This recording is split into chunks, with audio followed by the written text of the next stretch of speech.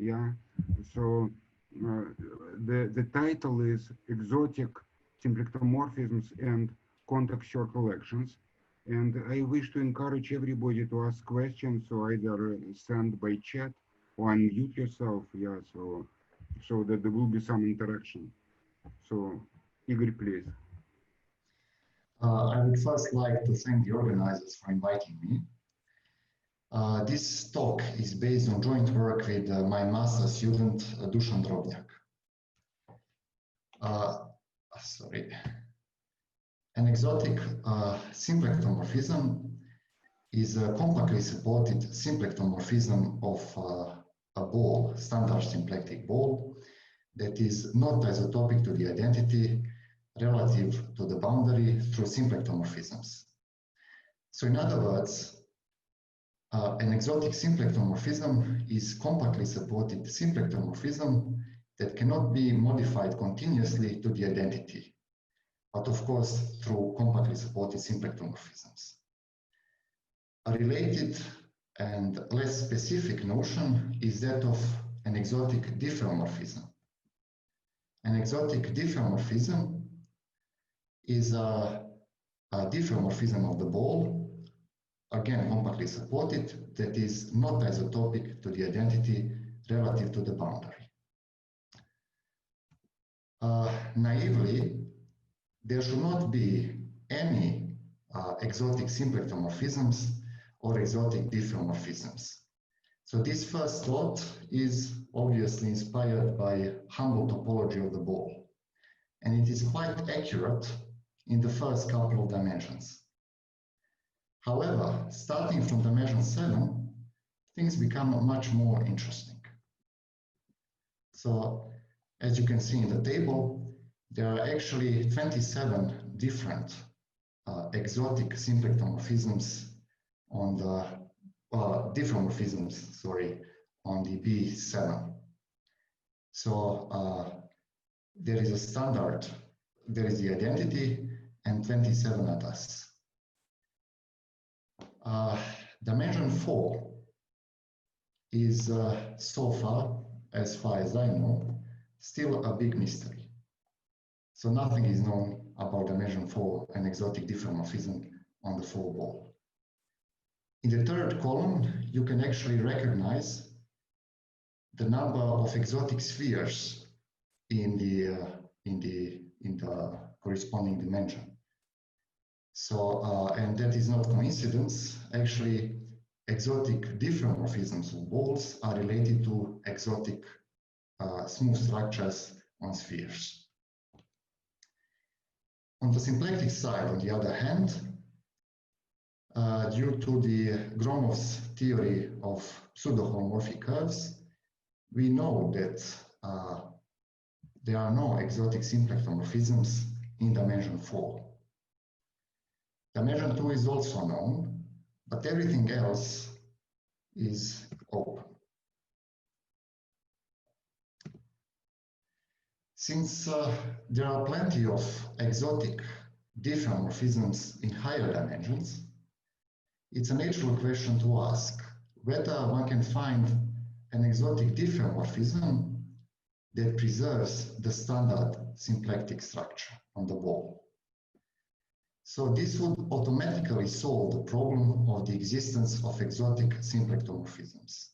Because if a symplectomorphism cannot smoothly be modified to the identity, then it cannot be symplectically as well. Unfortunately, this question seems to be open as well.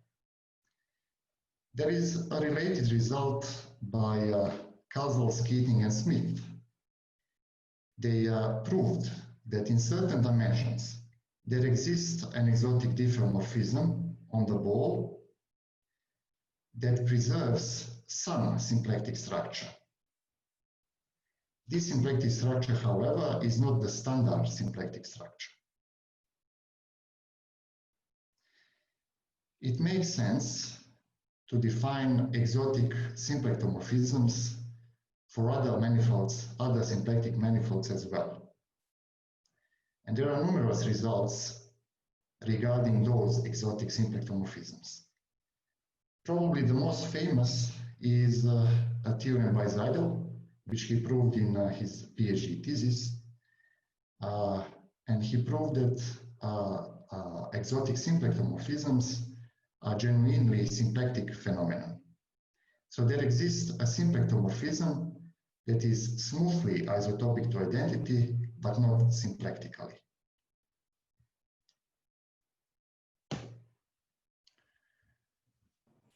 So I should say right away that we didn't prove existence of any exotic symplectomorphism or disprove it in any dimension.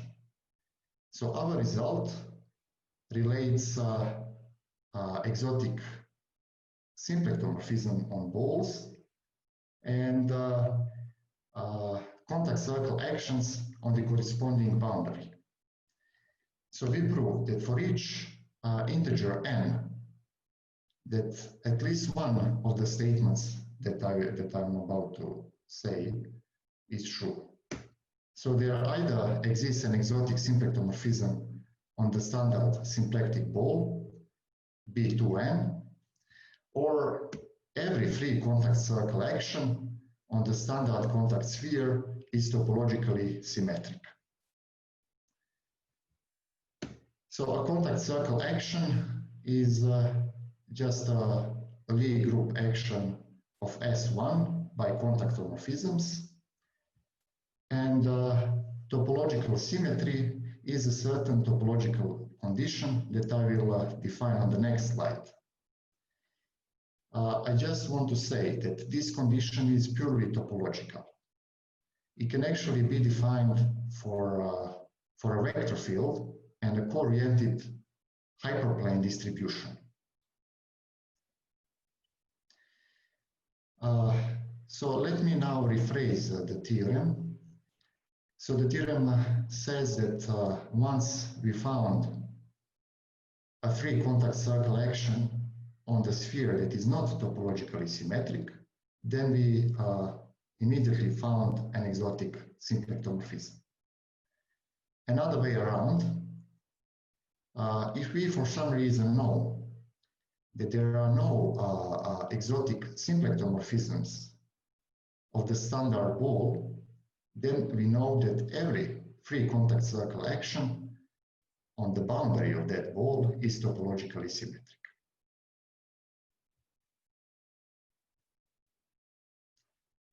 Okay. Topological symmetry. So I will define topological symmetry for a free contact circle action. So let's start with a free contact circle action phi t of the standard contact sphere of dimension 2n minus 1. So I see that free contact circle action has a family of contactomorphisms. Let Y be the vector field that generates this free contact circle action as an isotopy, and let alpha be some contact form of the standard contact structure on S2n minus 1. Positive region of this free contact circle action is a set of points on the sphere at which the free contact circle action is positively transfers on the contact distribution. So this means that the vector field that generates the free contact circle action points in the positive direction, or differently, that the contact form evaluated at the vector field Y is positive. So at each point of that region. I should say that I'm not sure. I think I don't see any comments. So if there are any, maybe someone should tell me. Yes. A free contact circle action of the standard sphere with positive region P is said to be topologically symmetric if there exists an integer n such that the reduced homology of P in degree m minus k is isomorphic to the reduced homology of P in degree k. So topological symmetry is easy to visualize. So we should just write down the reduced homology of P in a sequence. And if that sequence is invariant under flipping, then the free contact circle action is topologically symmetric. When I say under flipping, I mean under some flipping, because if it is invariant under every flipping, then the sequence of homology groups is actually constant.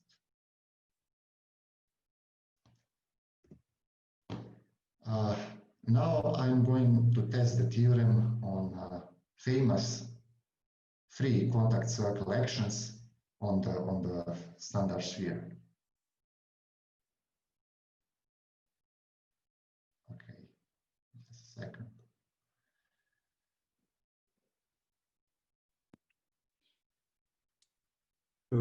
There is a question from Daniel. Daniel, could you please ask him? Sure. I mean, okay. could you go back, please? Yes. One slide. Just a second. Yes. So this yeah. So this depends on the contact form. Yes. Yeah, so actually no, because if you choose contact form so that it agrees with co-orientation, then every such two contact forms. Sure. Yeah. So they are positive multiple of each other. Sure. Okay. Thank you. Sorry. So, yeah. Okay. Yes. So now the first example is just a red flow on the contact sphere. So explicitly, it's given by multiplying each coordinate by e to the it. Okay, so, or if you want it to be one periodic, then it is e to the 2 pi t. So I see S2n minus 1 as sitting in Cn. And then in this case, the vector field of it is the red vector field. It's everywhere positively transfers on the contact distribution. So P in this case is the wall S2n minus 1. And the reduced homology is equal to 0, except in 1 degree, in degree 2n minus 1, where it is isomorphic to Z2. And we can see that if we flip this sequence at Z2, at degree 2n minus 1, we get the same sequence. So this means that red flow is actually topologically symmetric. And so we cannot really conclude that there are any exotic symplectomorphisms on the V2N. Now, the next example is a generalization of the previous one. So we will consider a free contact circle action by unitary matrices. Actually, we will choose that action to be given explicitly by multiplying the first cell coordinates by e to the it and the rest by e to the minus it. So this is an example of circle action, contact circle action, that is not everywhere positively transfers on the standard contact distribution.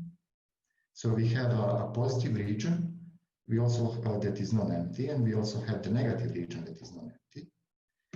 But it can be computed that positive region is actually diffeomorphic to a solid torus. And again, the reduced homology of P is everywhere equal to 0 except in degree 2m minus 1. And again, it is topologically symmetric because I can flip this sequence at degree 2l minus 1 and get the same thing. So far, and it is not a surprise, we get everything that is topologically symmetric. Now, in the next example, I'm going to combine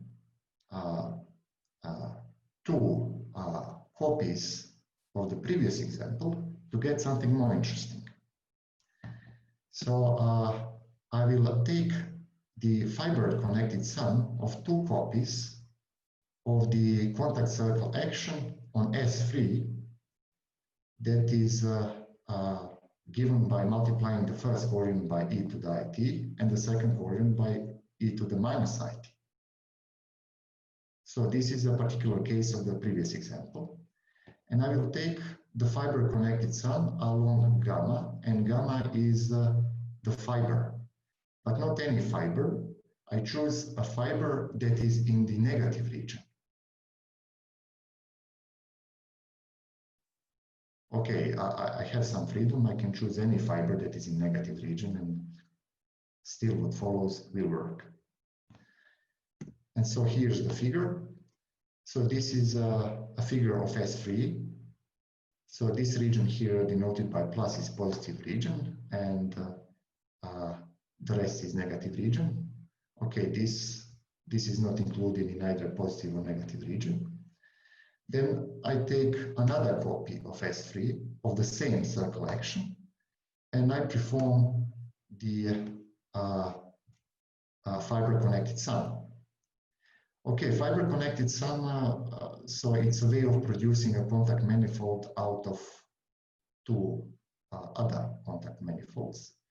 But using Darboux theorem, we can actually prove that this construction can be adapted so that we actually glue also contact circle actions. So we can also glue contact circle actions, not only manifolds.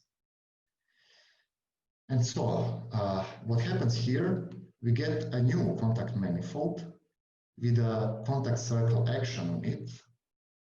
But now, since I glued along the fiber that belongs to negative region, this procedure will merge two negative regions. So on a newly produced manifold, I will have a connected negative region and a positive region that consists of two connected components. So one corresponds to the positive region of the first sphere, and the other to the positive region of the second sphere. And then, so as we saw in the previous example, each of these positive regions is diffeomorphic to a solid torus. And that's homotopic to the disjoint union of two copies of S1. And now the reduced homology of this positive region is actually not symmetric. So it is equal to 0 everywhere except in degree 0 and in degree 1. In degree 0, it is Z2. And in degree 1, it is Z2 squared. So we obtained a contact circle action on some contact manifold that is not topologically symmetric. So it can be explicitly checked that the fiber connected sum of two copies of S3 along gamma is diffeomorphic to S3. In fact, it can also be checked that the contact distribution on S3 is homotopic to the standard contact distribution. And so this leads us to an interesting application, but the result might have been known. So I'm not sure if this is new.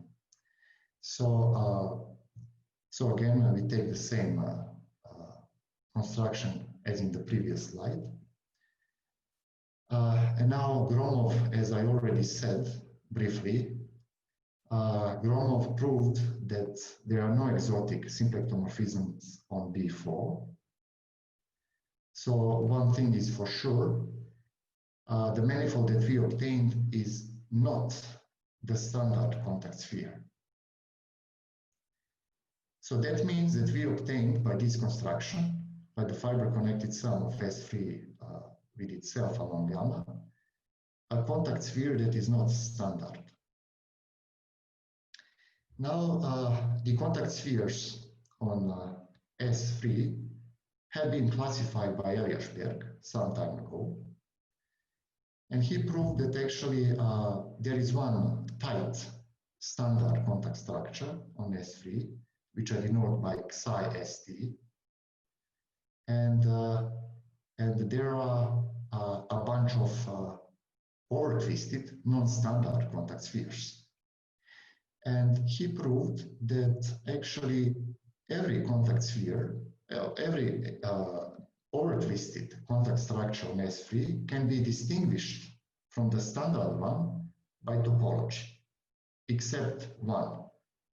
So there exists one contact structure, exotic contact structure, the over-twisted one, which I denote by psi of D, that is homotopic to the standard contact structure as a distribution, as a Coryenti distribution. So, having this in mind, those two results by Gronov and Uljarevic, and considering the construction that we did, so this proves that the fiber-connected sum of the two copies of the standard contact structure with itself is contactomorphic to this particular exotic contact structure, the one that is isotopic, the one that is homotopic, sorry, to the standard contact distribution.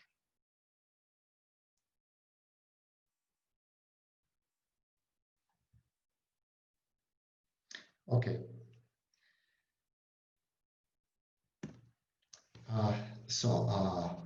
The theorem that I showed on exotic symplectomorphisms and contact circle actions is a consequence of a more general result that is about symplectomorphisms on Liouville domains and contact circle actions on their boundaries. So I will briefly recall what a Liouville domain is. So a Liouville domain is a compact manifold with boundary together with one form such that d lambda is a symplectic form on W and such that the restriction of the one form on the boundary is a contact form that induces the boundary orientation on sigma. So in other words, so this last condition can be rephrased by saying that the Liouville vector field points transversally outwards at the boundary. I will, in this talk, assume that the first Chern class of the Liouville domain is 0. This assumption is not really essential. So all the claims and theorems that I will mention in this talk, they have analogs for Liouville domains with whose first Chern class is not vanishing. But the definitions and formulations get more clumsy, and so for the sake of simplicity, I will assume this condition. And now this definition is a generalization of topological symmetry. So we say that a free circle action on the boundary of a Liouville domain with positive region P, that it is topologically symmetric with respect to Liouville filling if there exists an integer m such that the singular homology of the pair WP in degree n minus k is isomorphic to the singular homology of the same pair in degree k for all k. So one has to replace the reduced homology in the case of sphere with this singular homology of the pair. And of course, this condition, if you choose sigma to be the standard sphere and W to be ball, then this definition is the same as the previous definition. So the connection is, the link is along exact sequence of the pair.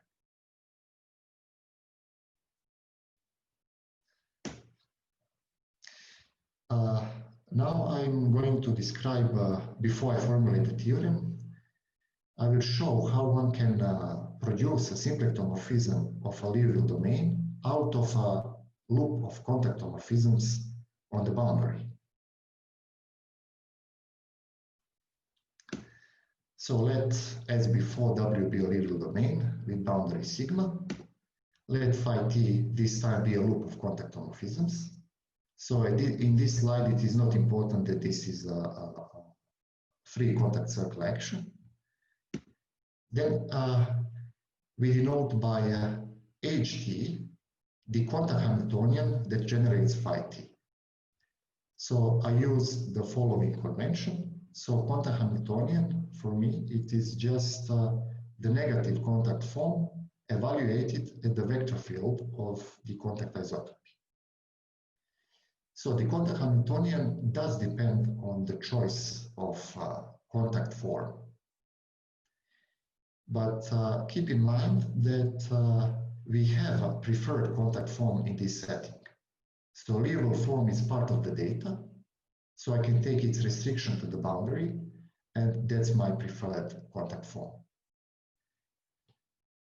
So then, with uppercase H, I denote a Hamiltonian on the Liouville domain that is equal to R times ht on the cylindrical end. So I'm not going to say in details what the cylindrical end is. Every Liouville domain has a canonical neighborhood, which I call here cylindrical end, and it is symplectomorphic to the part of the symplectization, sigma times 0, 1. And R here stands for 0, 1 coordinate, and X stands for the point on sigma. So this is actually very similar to the condition that is assumed for Hamiltonians in the symplectic homology. But the difference here is that this ht is not a constant, it is a function. So it is any contact Hamiltonian. Okay, there is another condition that I assume on Hamiltonian uppercase H. And that's, oh, actually, no, sorry. So there are no assumptions on H. And now we can associate the time one map of Hamiltonian H to the contact isotopy phi. Since the contact isotopy is actually a loop, this symplectomorphism will be compactly supported. It does not depend on the choice of the Hamiltonian uppercase H up to symplectic isotopy. So if we choose different Hamiltonians that satisfy this condition on the cylindrical end, then we will obtain symplectomorphisms that are symplectically isotopic relative to the boundary. And moreover, a loop of two homotopic loops of contactomorphisms, they produce symplectically isotopic symplectomorphisms in the filling. So there is a question from Igor. Yes. Igor, maybe you just ask it. Yes, so I just wanted to ask if this Hamiltonian, so you extended it to symplectization, but then you want to extend to W, so do you do some cutoff? Yes, so that's one way of doing it. but maybe there might be even other ways. But we know if those Hamiltonians agree near the boundary, then they define the same symplectomorphism up to symplectic isotopy. So that can be proved. Okay, so once again, so what this construction actually says is that there exists a map, actually a morphism, from fundamental group of the group of contactomorphisms of sigma to the symplectic mapping class group. Symplectic mapping class group is pi 0, so connected components of compactly supported symplectomorphisms of the Liouville domain, whose boundary is sigma. Okay, so this map theta, can be seen as a boundary map in the homotopy long exact sequence that is due to Biran and Giroux. That homotopy long exact sequence relates homotopy groups of the group of compactly supported symplectomorphisms of the Liouville domain with homotopy groups of contactomorphisms of the boundary. So the third group that appears here, they are roughly symplectomorphisms of W. So I'm cheating here a bit. They actually satisfy they should be nice near the boundary in certain way. So they should preserve, let's say, Liouville form near the boundary. And then we have this sequence. And that's a consequence of, so there exists a self-fibration that relates those groups. Okay, so that's how we construct a symplectomorphism out of a loop of contactomorphisms. And now the theorem. So if we have a Liouville domain with vanishing first Chern class, then a loop of, a free contact circle action that is topologically asymmetric, so that is topologically not symmetric with respect to W, gives rise to an exotic symplectomorphism. So gives rise to a symplectomorphism that is not isotopic to identity relative to the boundary, symplectically.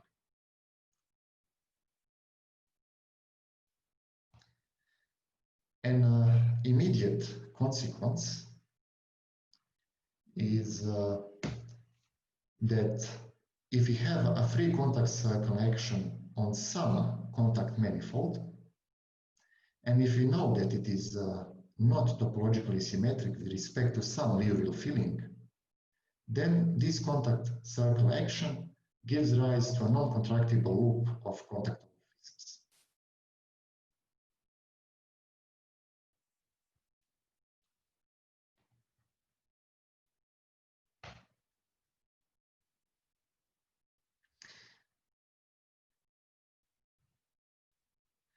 Yes, so let me now slowly move towards the proof of this theorem. So the main tool that I will use in the proof is Floer homology for a contact Hamiltonian. We will use here just the case when age is strict. Although this Floer homology is also defined in a more general setting. But here we will need it for age being autonomous and strict. So as before, W is a Liouville domain with boundary sigma. HT, lowercase ht, is a contact Hamiltonian such that its time one map has no fixed points, and such that it is one periodic in time variable. Now the Floer homology for contact Hamiltonian is simply defined as Hamiltonian loop Floer homology for Hamiltonian on the Liouville domain that is equal to R times H on the symmetrical end. So if H is constant, then this group is an intermediate step in symplectic homology. But here we consider H that is not constant. Okay, so here I hope there won't be any confusion. So contact Hamiltonians I denote by lowercase letters, and Hamiltonians by uppercase letters. And Floer homology for both I denote just by HF. Floer homology for contact Hamiltonian is independent of the choice of the Hamiltonian uppercase H, so the one on the Liouville domain, but it does depend on the filling W, and although this is not reflected in my notation. So dependence is tacit on the Liouville domain. Floer homology has a rich algebraic structure, and in this talk, particularly important is a family of isomorphisms that I call naturality isomorphisms. So a naturality isomorphism is associated to a Hamiltonian that generates a loop of Hamiltonian diffeomorphisms.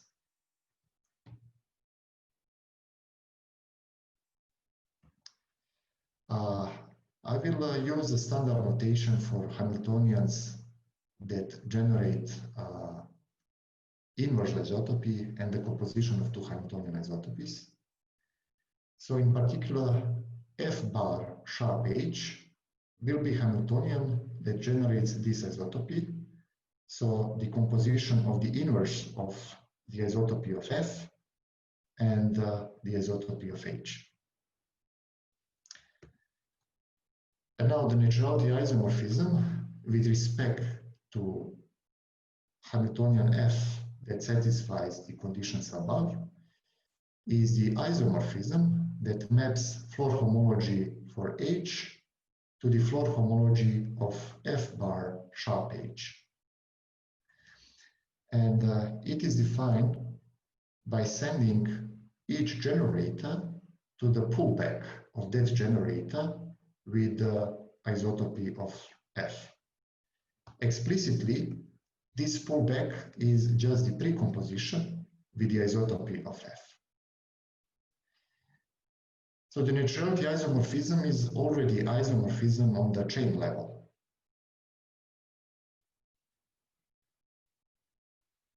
So here, this is just the Hamiltonian loop Floer homology. At this point, I didn't mention Floer homology for contact Hamiltonians. Now, the naturality isomorphism does not respect the grading in general. So it may shift the grading by a non-zero number.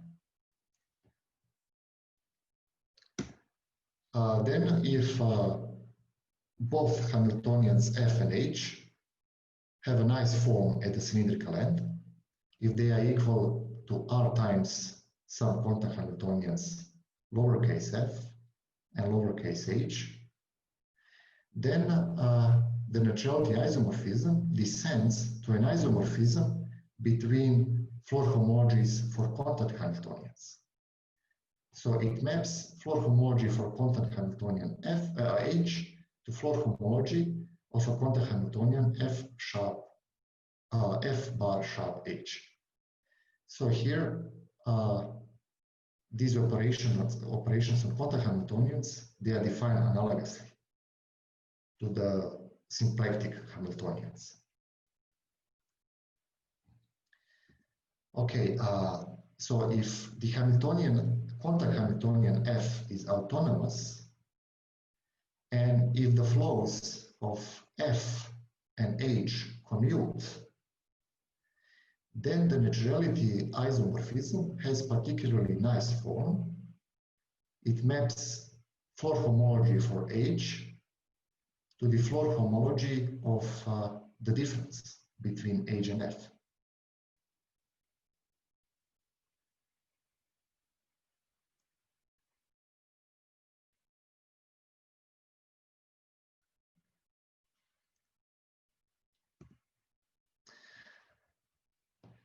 Okay, now let me just recall what we have to prove. Phi t is, as before, a free contact circle action on the boundary of the Liouville domain.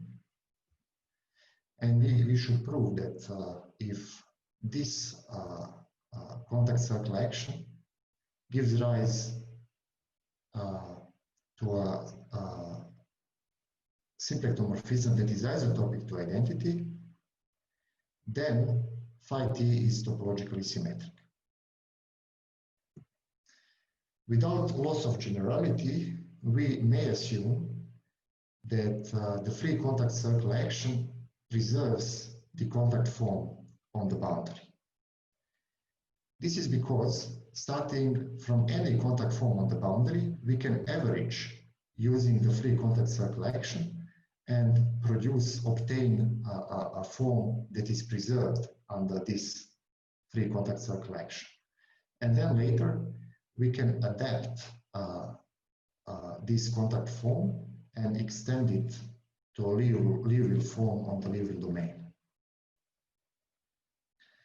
So we assume from now on that phi t is actually a free contact circle action that preserves contact form. And H is a contact Hamiltonian of the free contact circle action. Now, if the free contact circle action gives rise to a symplectomorphisms in the Liouville domain that is isotopic to identity symplectically, then we can construct a Hamiltonian on the Liouville domain that is equal to R times H on the cylindrical end, and that generates a loop of Hamiltonian diffeomorphisms.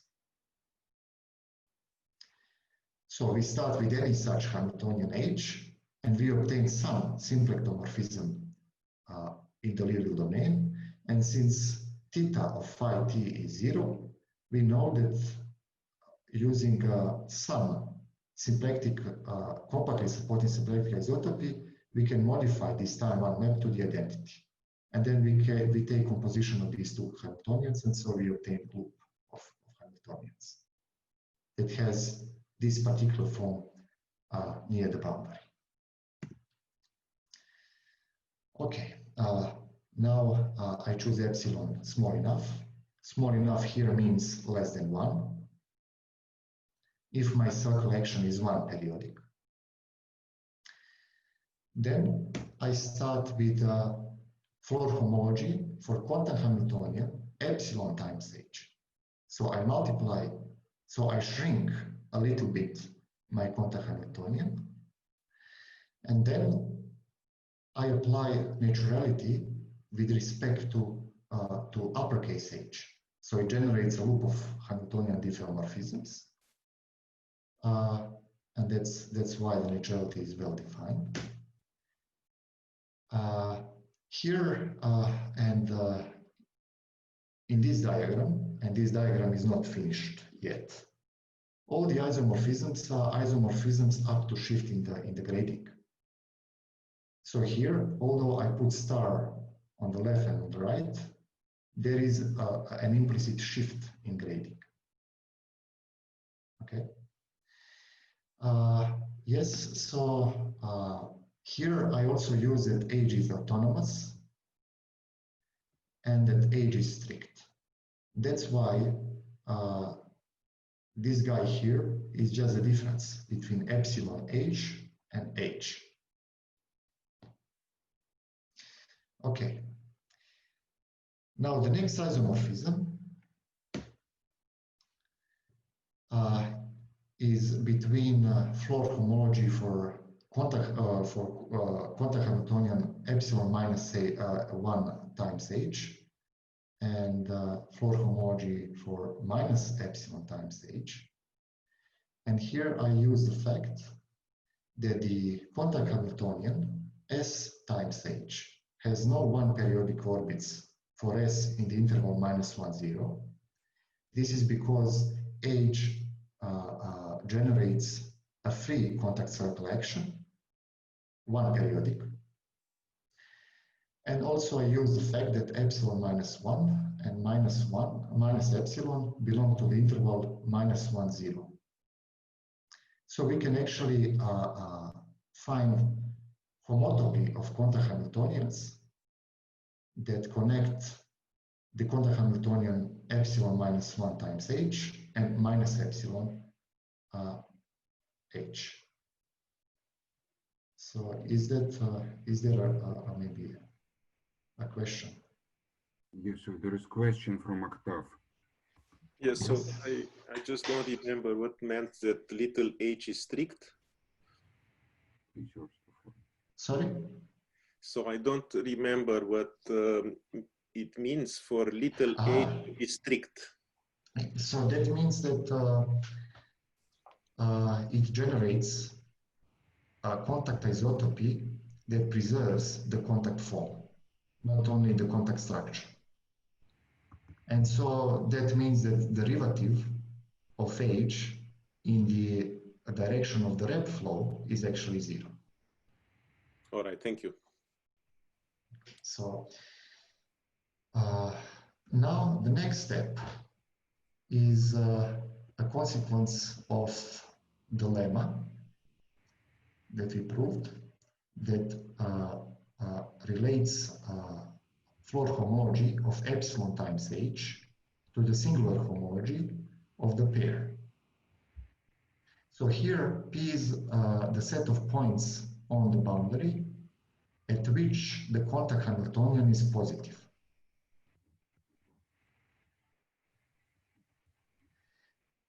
So at the end of the talk, I will sketch the proof of this lemma, if time permits. So then if we apply the same lemma, but this time for the contact Hamiltonian minus H instead of H, we also can prove that the Floer homology on the right is isomorphic to the pair Wn, where this time n is the set of points on the boundary, where the contact Hamiltonian is negative. Now the rest of the proof is just the algebraic topology. So we will use a generalization of Lefschetz duality and the fact that we are working with field coefficients to prove that Floer homology, singular homology of the pair Wn is isomorphic to the Floer homology of Wp, singular homology of Wp, but with a grading reversed. So as I said, here all the isomorphisms in this diagram are isomorphisms up to shifting grading. And so what we actually obtained, so I wrote it below, the Floer homology, singular homology of the pair Wp is actually isomorphic to the singular homology of 2n minus k, Wn. But so the shift here is 2n, and so that's why I have just minus. And so what we proved here, so if we go all the way around the diagram, we proved that singular homology of the pair Wp is isomorphic to itself with the grading reversed. And that's exactly what it means for a contact circle action to be topologically symmetric. Okay, so I should say here, to be frank, that so this P actually corresponds to negative region of the contact circle action and not positive, because I use some awkward sign conventions, but still, so the proof is I'm just using the same letter to denote different things. here and in the first slide. Okay. Now here are a couple of examples where our theorem can be applied. So all these examples are, so they are known. So they are more like a sanity check for our theorem. So the first one is very basic. So we take W to be a higher genus surface with the disk removed. We take phi t to be rotation of the boundary circle by the angle 2 pi t. Then phi t actually gives rise to a symplectomorphism that is very famous. It's the bend twist along the red circle in the figure. So our theorem actually proves that this is not isotopic to the identity. That's what is to be expected. Then the next example is Briscoe variety. So I take all the exponents to be equal to 3. So here I just recall what the Briscoe variety is. So the sum of the third powers of the coordinates is equal to some epsilon, and then I intersect with the ball to get something compact. The boundary of the Briscoe variety is contactomorphic to the Briscoe manifold.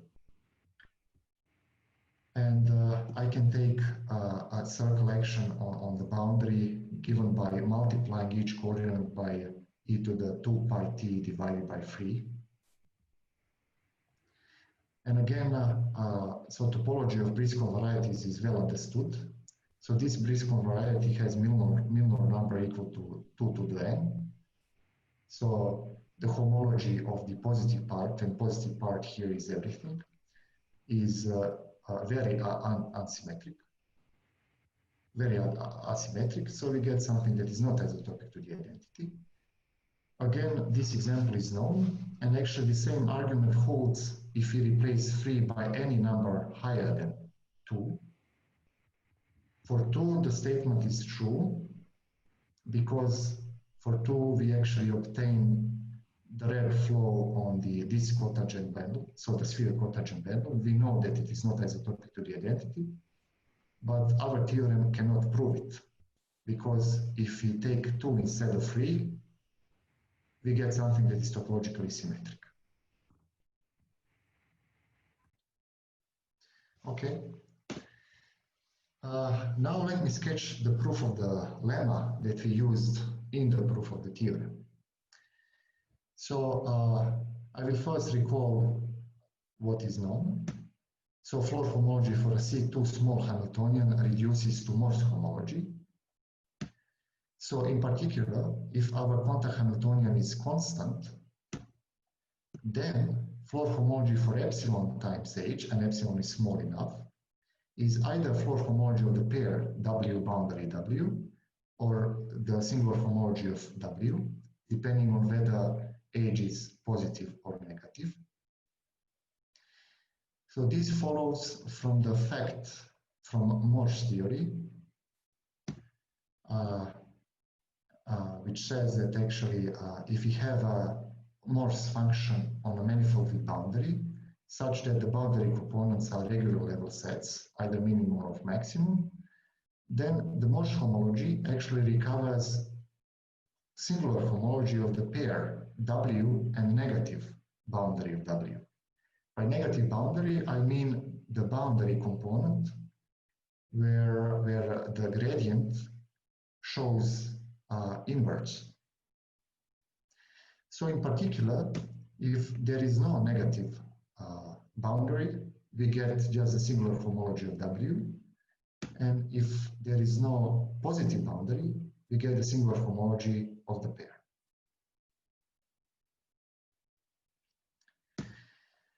So another our situation, what we actually need is a bit different and more complicated. So we need something that works for contact Hamiltonians that have regular value 0. If H generates a free contact circle action, this condition is automatically satisfied. So H has no singular points whose value is 0. And then I take uppercase H to be Morse function that is equal to R times H on the cylindrical end.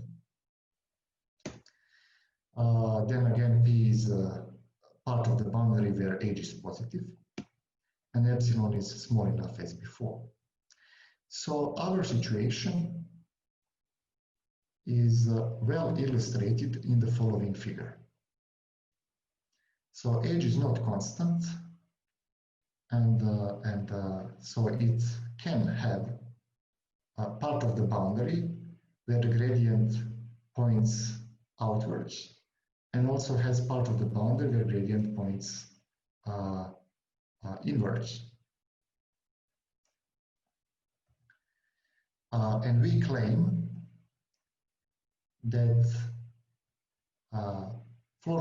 singular homology of the pair WP is also in this case isomorphic to the Morse homology of the minus epsilon times H. And that's further by the standard argument isomorphic to the Floer homology of epsilon times H. So you see here, passing from Morse homology to Floer homology turns everything upside down. We have this minus here. That's why in Morse homology we actually considered homology groups relative to negative boundary, but in our theorem we have relative to positive part. So that's because of this minus. The idea of the proof, and that's by definition Floer homology of the contact Hamiltonian epsilon times H. So the idea of the proof is to reduce to the case where the boundary components are regular level sets. In these figures, the Morse function is the height function. Yeah. So now let me sketch the proof. We start with a Liouville domain. So now I simplify the figure a little bit, but it's equally complicated as in the previous slide. We have some awkwardly positioned boundary, and we want to get rid of this awkwardly positioned boundary. And maybe, but in the same time, we want to keep the critical points. So the simplest way to do it is to actually take the double manifold. However, at this point, this is not particularly smart idea, because H has critical points on the boundary, and when we glue W with itself, we will create some unwanted critical points. That's why we won't take double manifold at this point, but we will instead extend W using the Liouville flow. And we will extend it so much that the critical points of H get either above W or below W before extending. And then we will take the double manifold. So this procedure again produces some unwanted critical points. But these critical points are either above or below all the critical points that we care about. Also, there is another thing that we don't want. Igor, so when you take double, I'm completely confused. In which category you are working, kind of? So you was a Liouville. So it's just now it's just Morse theory. It's Morse. Yes. So once we took epsilon small enough, so we proved that actually once epsilon is small enough, then we proved that Floer homology is isomorphic to single Morse homology. So Floer homology is isomorphic to Morse homology, but we don't know what this Morse homology is. because So where the set P appears first time in the proof? on the next slide. On the next. Yes, yes. So this is just the first step. So because with this double manifold, we are still not happy. We have unwanted critical points, which are denoted by red dots. And as I said, because we extended our manifold W, these red points are either above all the critical points that we care about, or they are below them. So they cannot be here in between. And here we use the fact that that 0 is not the regular singular value. Because if we had a critical point whose value is 0, then by extending, we wouldn't be able to move it either up or down. Okay. Now we will cut off the unwanted critical points. Since they are either above or below all the critical points on the left or right, we can do this by keeping all the critical points that we care about. So we do this, and then we obtain a manifold with boundary. So the Morse function is, so everywhere it's the height function. So this manifold has double, so it has just the critical points of the initial Morse function, but they are counted twice. We have a copy on the left and copy on the right. And now we apply the result of Morse theory for manifolds where the boundary components are regular level sets, and M satisfies this condition. Okay, and before that, we proved, so this is sketch of the proof. We should also, take care of make sure that there is no interaction between critical points on the left and critical points on the right. So this is sketch of the proof that 2 times the dimension of the Morse homology of the Morse function minus epsilon times h is equal to the dimension of the Morse homology of the height function on M.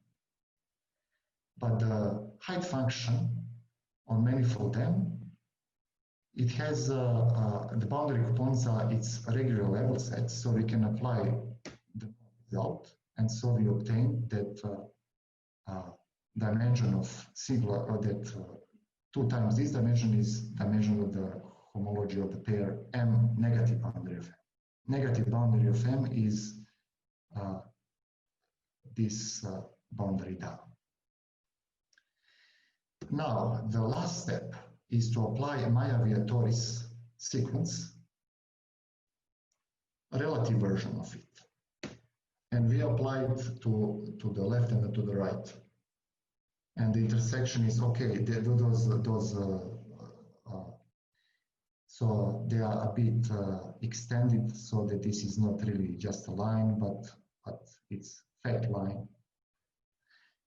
And so here appears P, because we have, when you apply Maya-Vietoris sequence for the pair, this part, which is colored red, so we take homology with respect to this red part, and we can actually prove that this guy is homotopy equivalent, actually homeomorphic to W relative P. But I should say again that P here is down because passing from Floer to Morse turns everything upside down. And okay, so using Maya-Vietoris, in this way we actually prove that dimension of this guy here is equal to 2 times dimension of the homology of the pair WP. And so using these 2 equations on this slide and dividing by 2, we get the desired result. So the lemma that I sketched the proof of is actually Morse theory. So we dealt with Floer theory in the first step when we said that for C2 small Hamiltonian, Floer homology reduces to Morse theory, to Morse homology. And so I will stop here. Thank you for your attention.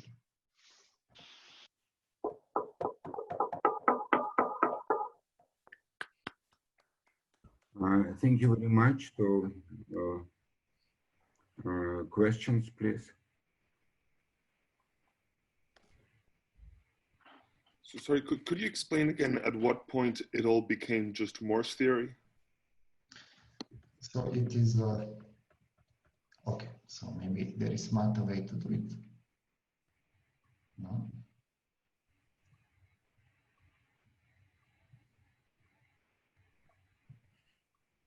Okay.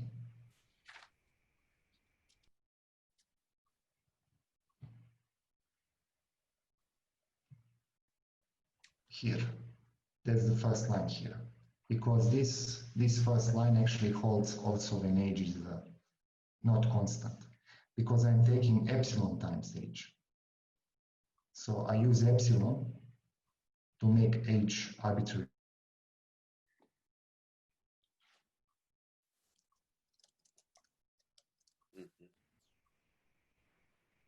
Very small, and well, when epsilon, so using, so do you still see me? So I'm probably having some trouble with connection. It's okay. It's okay. Okay.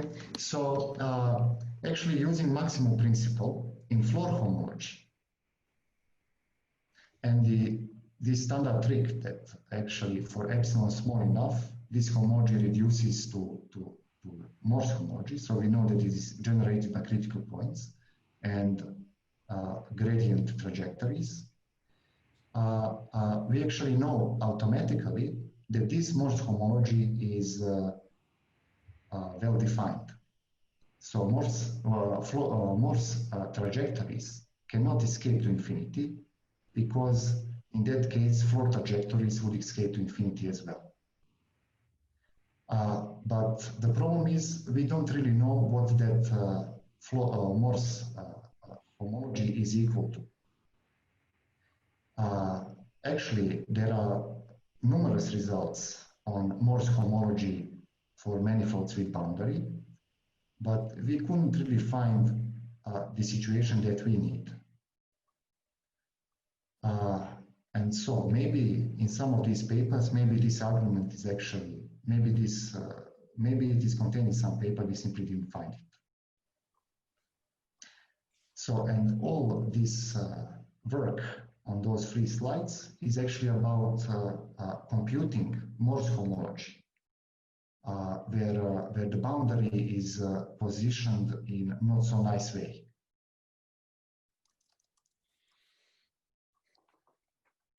So does this make sense for you? Minus W. Sorry? So what is the definition of D minus W? D minus W, that is part of the boundary where the gradient of the height function points inwards. So that means if we move from the boundary inwards, the height is increasing. And on the positive boundary, if we move from the boundary inwards, the height function is decreasing. So height is h. What is height function? Height here, yes, it's h. Height is h. Yes. But Actually, height is to be more precise. It's minus epsilon times h, because Morse and Floer theory, they passing from Morse to Floer, we get some minus. Some things reverse. Sorry, but in your situation, h is neither positive nor negative, right? So h is yes. That's why I do all this. No, wait a second. So my situation is this. So this is my situation. But you are applying the result with negative part of the boundary. No. I cannot. So No. So yes, I'm applying, but first I'm doing some surgery. You see here. So I have an H here, and because of Floer theory, I know that Morse homology is well defined. Morse homologies cannot escape. So I know that critical points and gradient trajectories, that they define Morse complex. So like well-defined Morse complex. Yes, so at this point, I'm actually using Floer theory. And now I don't know what this is actually isomorphic to at this point. And then the rest of sorry? Does P correspond to D minus in some way, or Yes. what's the connection between them? Yes, P corresponds to D minus. So negative boundary. Yes, that's correct. So do you know what the function H does on this boundary, in the sense that if you look at the Morse theory for, okay, maybe minus epsilon H, do you have the flow of H that is constrained to this boundary part?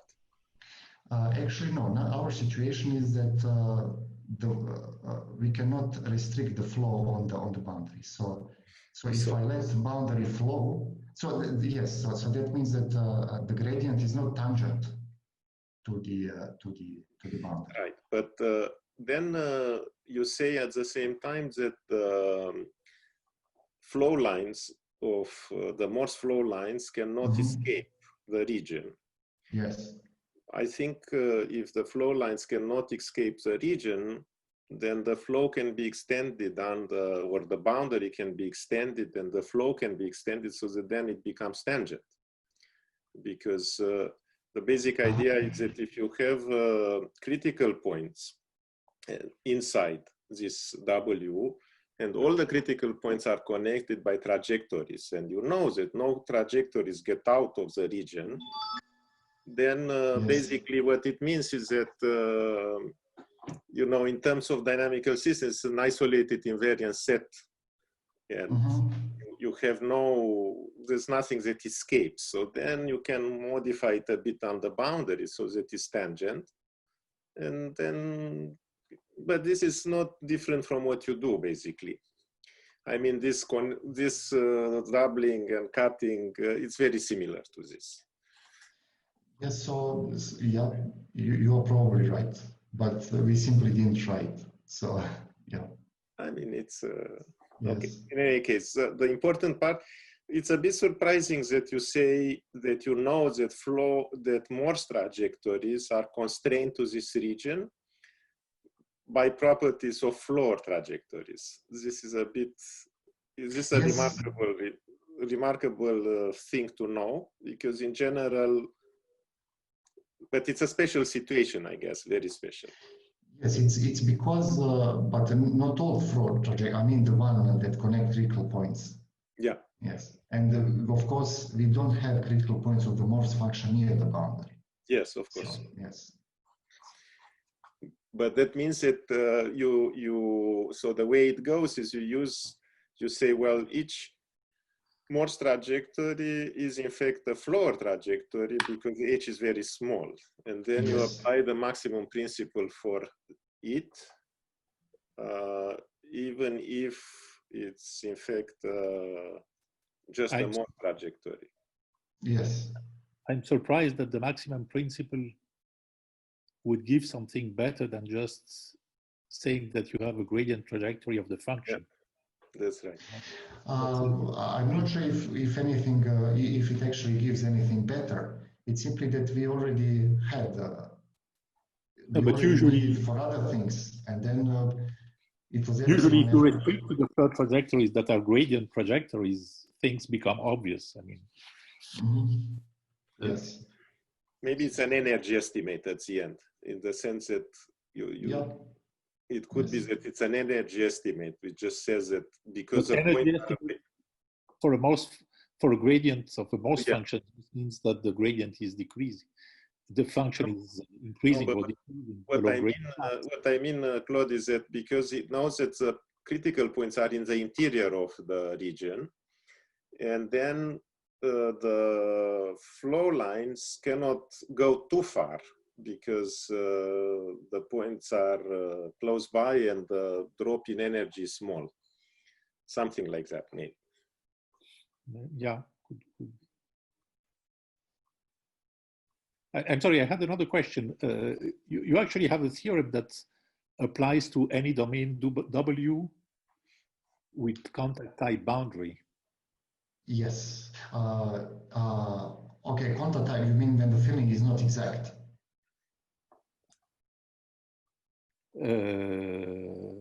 Yes, when the filling is not exact, no?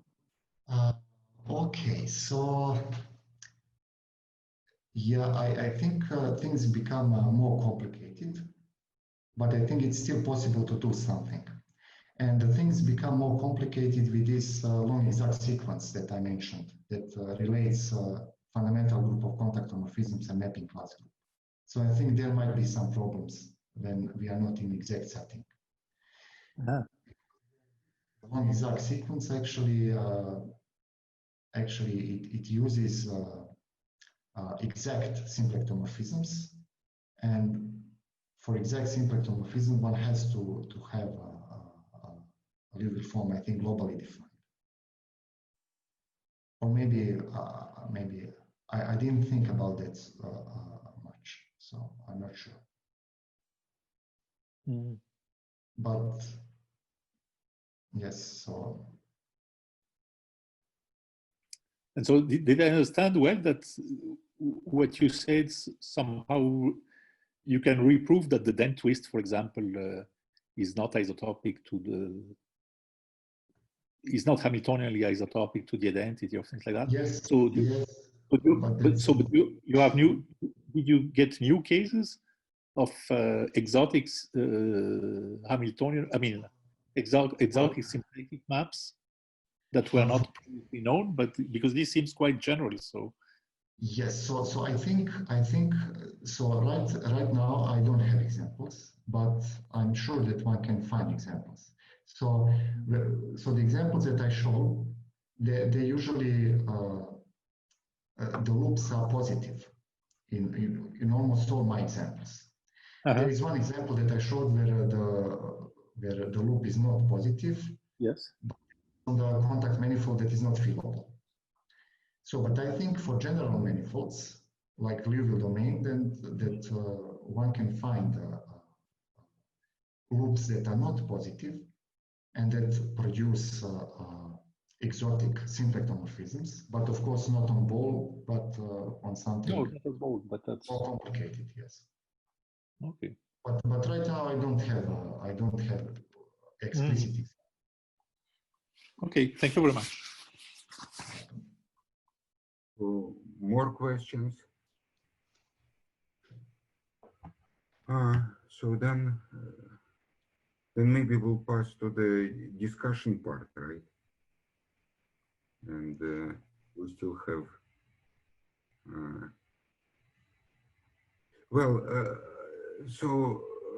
there is a general question. So if you have a loop of contactomorphisms, so actually you can ask two questions. So whether you can deform it to a circle action, and whether you can represent this class in pi1 of contactomorphisms by a positive loop. So both are interesting kind of in its own. And somehow in your work, you consider kind of both these questions simultaneously in a sense. So my question, so can you remove the condition that you start with actually a circle action? So of course, I mean, then this domain P will wiggle a little bit, but I mean, it's not so big deal. You can still kind of say something about homology. Maybe. Yeah, I think one can do something with it, because the most of the proof, the diagram that I draw, actually goes through. Of course, the expressions get more complicated. So I won't get epsilon minus 1 times h. So maybe I should go to this part. Yes, so here I will get something that is much uglier. But in principle, I think this part here can be modified. But then the problem is also with computing this Morse theory. I don't know exactly. So if age is not, okay, yes. Maybe the first intermediate step is actually to consider circle actions that are not free, because I'm assuming that circle actions are free. And then I think one can obtain, one can say something. It gets more complicated, but using this non-exact sequence by Seidel, you know, you have this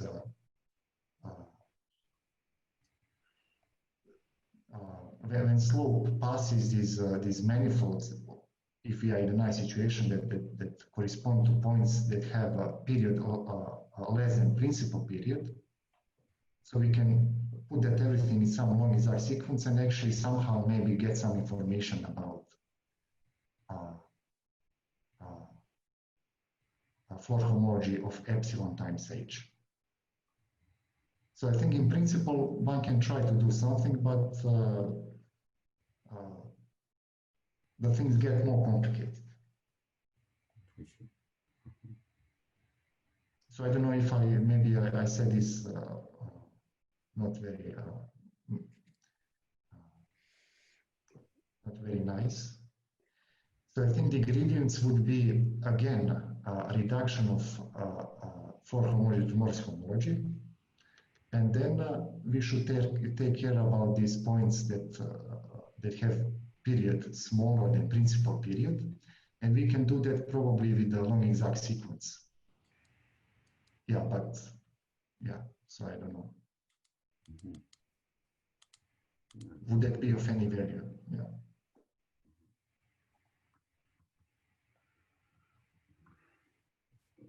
Any more questions? Somebody wants to say something?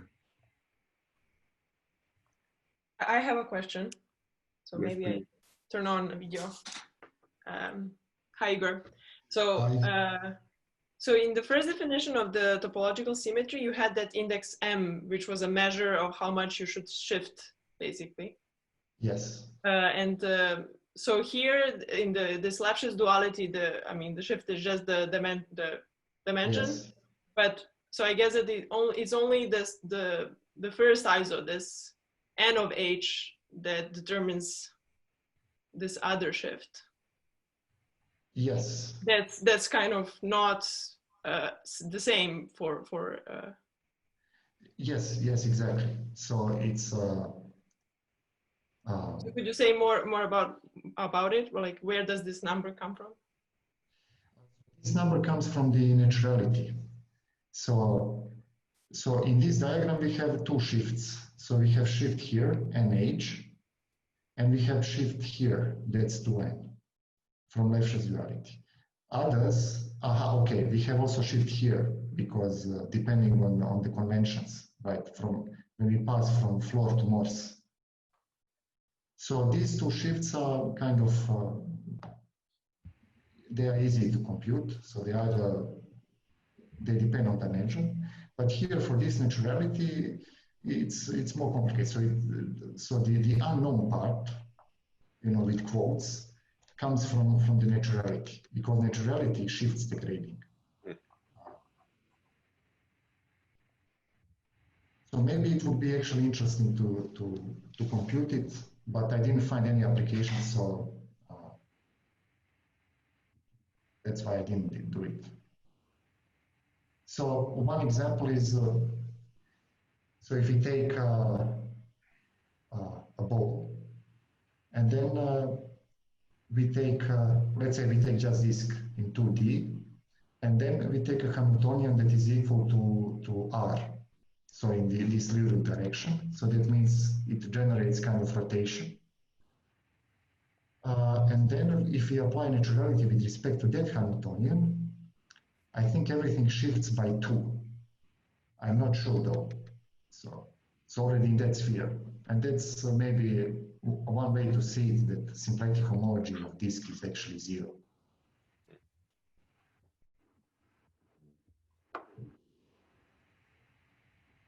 So that's where the shift comes from this naturality. Okay. Hi, Thanks. but related to this, I mean, am I wrong to think that if this was closed case, you would have shift by some degree of the Seidel element, right? You could see that this Yes.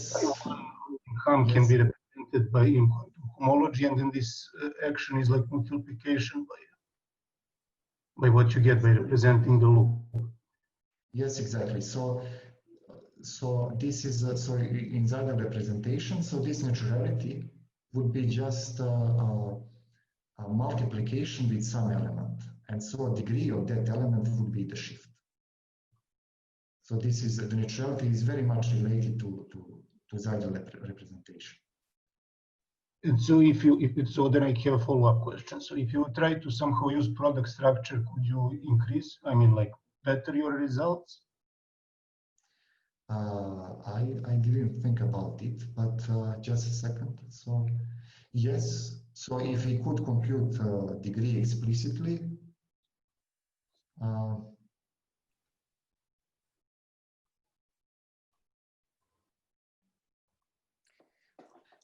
yeah, because here it's kind of the theorem is that if we flip this sequence of homology groups, and then we are allowed to move later this sequence, that we obtain something the same.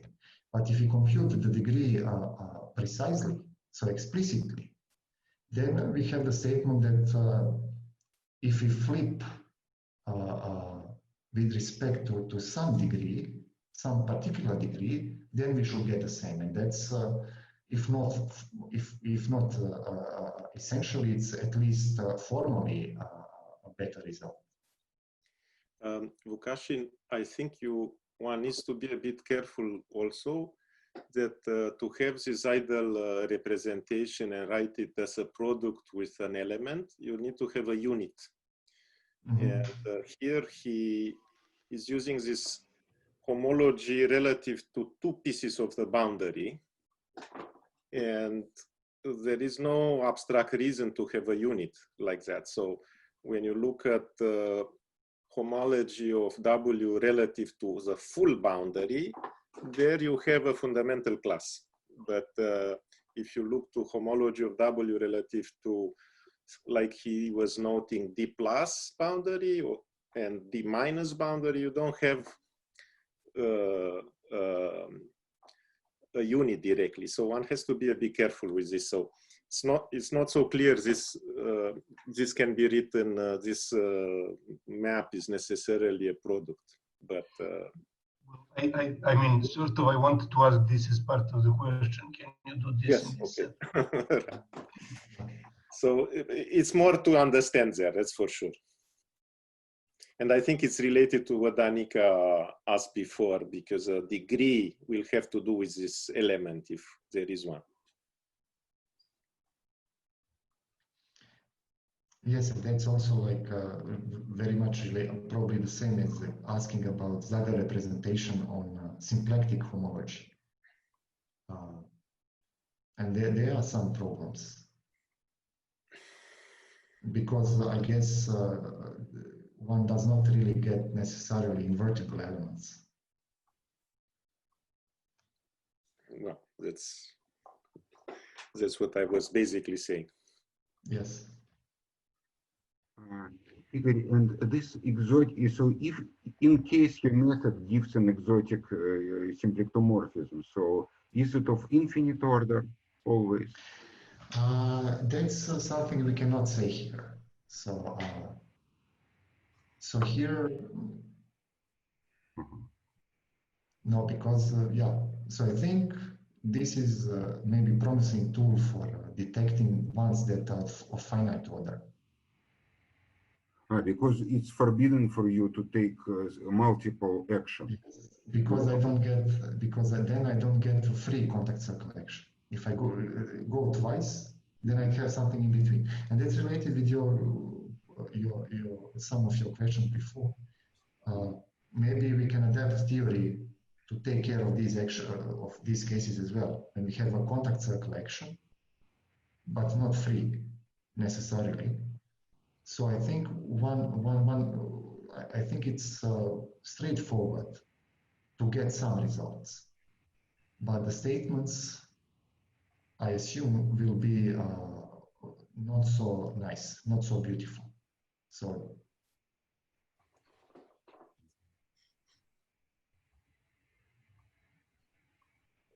but as said here, so we can't say anything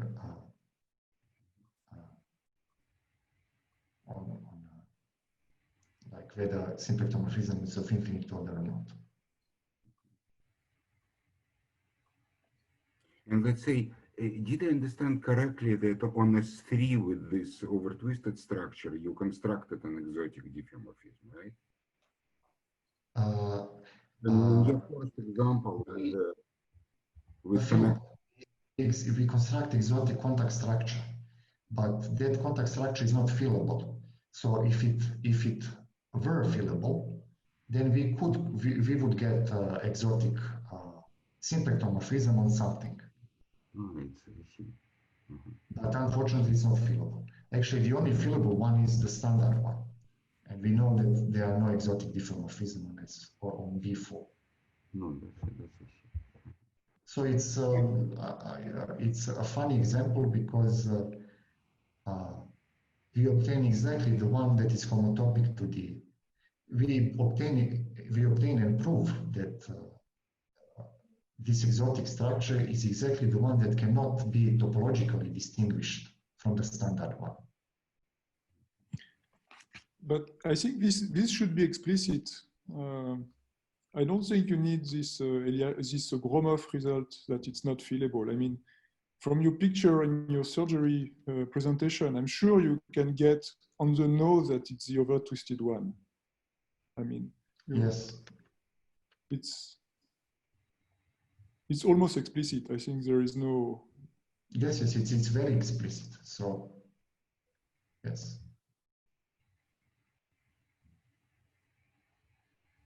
Probably it's known. It was not known to me, and I found it as an interesting way to recover that result. Yeah, but I think we got it for free here. Depends what free is, right? Yeah, it depends what free means exactly.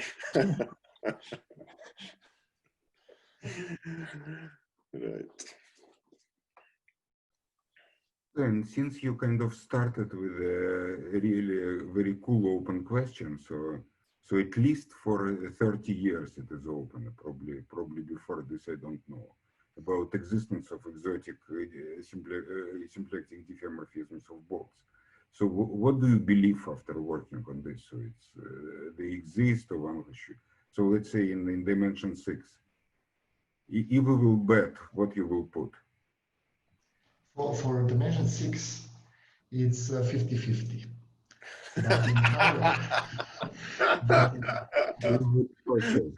Very strategic answer. But in higher dimensions, I'm inclined to believe that actually there are some exotic. Because, I mean, I guess so. There are exotic diffeomorphisms. And also there is this result where, you know, there are even exotic symplectomorphisms that are not exotic diffeomorphisms. And so somehow one gets impression that everything exotic you can think of exists. And so. So maybe a related question for the exotic diffeomorphisms of the ball. Do you know how explicitly do we understand them? I mean, are these abstract calculations that come out of big machinery, or can we really draw them and understand them and try to realize them? For some of them, it's very explicit. For exotic diffeomorphisms, I think in certain dimensions, you know, one can represent them. Yeah. So there are papers which simply kind of with formulas construct them very, very down to earth. You can in principle understand everything. Uranus, And there are computable invariants from those formulas to check that they are exotic?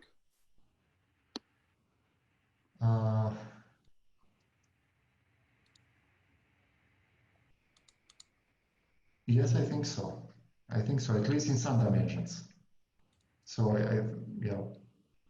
I saw actually that in one paper they used like linear transformations, and then they glued using some linear transformations to get.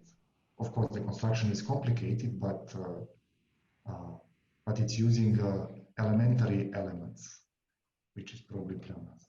Right, but I guess, you know, like what the naive thing, what one could try is get those formulas and then try to realize them by symplectic formulas, but then you need to check that it's still exotic, and so I was wondering, you know, how would you check that once you've attempted to realize them by symplectomorphisms, then they remain. I mean, I guess if they're smoothly isotopic, then that's it, you're done.